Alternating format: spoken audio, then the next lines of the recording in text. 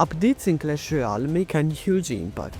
We are now living one of the worst periods of this game. There are lots of problems that are affecting the game right now, from pay-to-win features to the silence of competitive scene. So in this video I'm going to explain the biggest problem of Clash Royale and suggesting ways to improve it. Is this really the end? Every month Clash Royale introduces new content, either one evolution and one card, or two evolutions. These additions are often unbalanced. New cards either launch overpowered and then get nerfed to oblivion, or they arrive too weak, receive buffs, become broken, then get nerfed again. We have seen this cycle over and over, from the Goblin cards to the Void spell to the Rune Giant.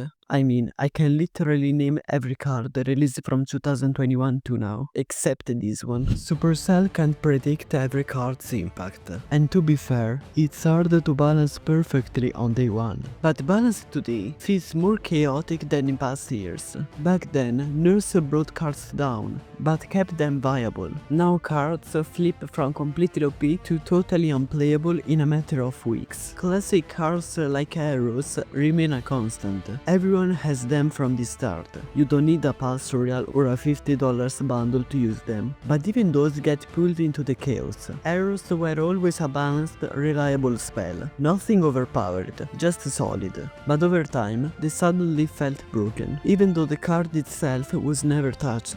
Why? Because the meta kept shifting. New evolved cards got introduced, and many of them, like Firecracker, Dart Goblin, and Archers, were all extremely vulnerable to arrows. So arrows became a must pick, not because they got stronger, but because the new cards made them essential. The same thing happened with Giant. For a long time, he was in a good spot.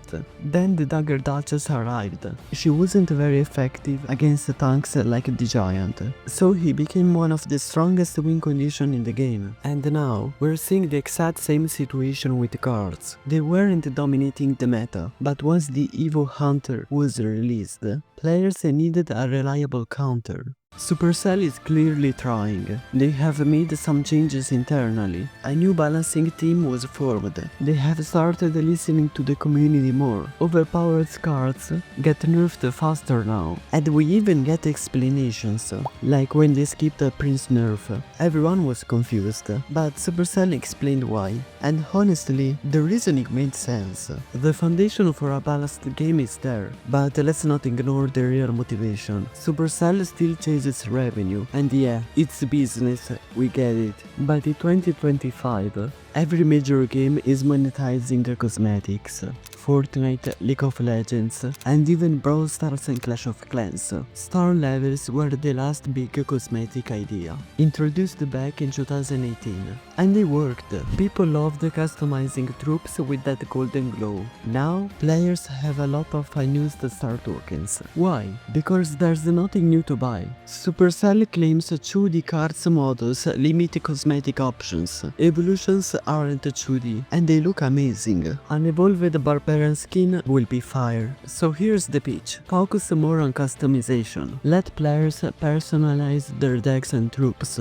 Give people cosmetics that feel cool, not just banners or emotes. Even if new content slows down, that's totally fine. One evolution every 2 months, that's perfect. It gives time for the meta to settle. And meanwhile, you give casual players the cosmetic content they have been asking for. Less grind, less chaos, more fun. Cosmetics won't fix everything, but they are a great start, and maybe they help Clash Royale feel fresh again. The goal of the latest update was clear: nerf the progression system. And yeah, everyone is mad about it, but let's try to be objective for a second. Truth is, progression had gone a bit too far. Pulse Royale gave an insane amount of value for its price. With just a few wins per day, you could unlock evolutions, stack up gold, and collect tons of cards without spending a lot. Even casual players could keep up with the meta, and evolutions weren't all that difficult to obtain. So yeah, reducing some of those rewards, that makes sense. It was probably necessary. necessary. But here's the thing, Supercell didn't just reduce the value, they made the entire process more complicated. They added more steps, more milestones. On paper, it looks like they gave us more content, but in reality, it's just a way to make the pass harder to complete. It gives the illusion of more rewards, but it stretches everything out. It's more grind, not more value. They could have simply lowered the drops rate a bit, maybe nerfed the amount of gold and gems, adjusted some lucky drops. That would have been enough, but no. They introduced the Pass Royale 4.0, a version that feels longer, more demanding, and honestly more frustrating for most players. And let's talk about the season shop. It used to offer gold, wildcards, banner tokens, and most importantly 3 evolution shards, 1 Evo wild shard, and a book of cards. Supercell said the players weren't engaging with it enough, so they scrapped the shop and redistributed the rewards into events. The community lost it, Reddit exploded, Twitter was furious, but I kind of agree with Supercell. Most people I know didn't actually play those events. I played them only to get the 3 key rewards, then stopped. Now, the same events give 500 gold and a banner. Who is going to keep grinding for that? That's the problem. It's not about removing the rewards, but about removing the reason to play. All the challenges before the update for losers were different. They gave fair rewards, not essential, but not useless either. And the gameplay, it was balanced. No gimmicks, no forced cards, just real decks, real matchups, and real skill. Now we get fun mode stuff, where you're forced to use Super Knight and Super Mini P.E.K.K.A. or some wacky deck. It's not fun, it's just frustrating. So what's the fix? Bring back those pre-2023 challenges. They were balanced, fair, and skill-based. Let gimmick challenges exist, but move them to party mode or friend battles. Let players choose when they want to goof around and when they want to compete. And with that, we arrive at the last point. If Clash Royale wants to survive, it needs to be fun again. Not just competitive, not just monetized, but genuinely fun. Fun that makes you smile when you open the app. Fun that reminds you when you started playing in the first place. And in the past few months, we've actually seen glimpses of that kind of fun return. Retro Royale was a perfect example. It brought back classic cards and a wave of nostalgia that hit long-time players right in the heart. People loved it, not because it was revolutionary, but because it reminded them of a simpler time in the game. Even though the cards were old, the experience felt fresh. Also, 2v2 Ranked is a perfect example. For the first time, you could play seriously with a friend. It was competitive, but not punishing, and it quickly became one of the most played modes in the game. It was a genuinely enjoyable gameplay. That's the energy Supercell need to fully embrace. They need to focus on modes that make you want to open the app, not because you feel pressured to log in, but because you're excited to see what's new. And the future might hold even more potential. In June 2025, Clash Mini is expected to be brought into Clash Royale. 2 games, 1 app.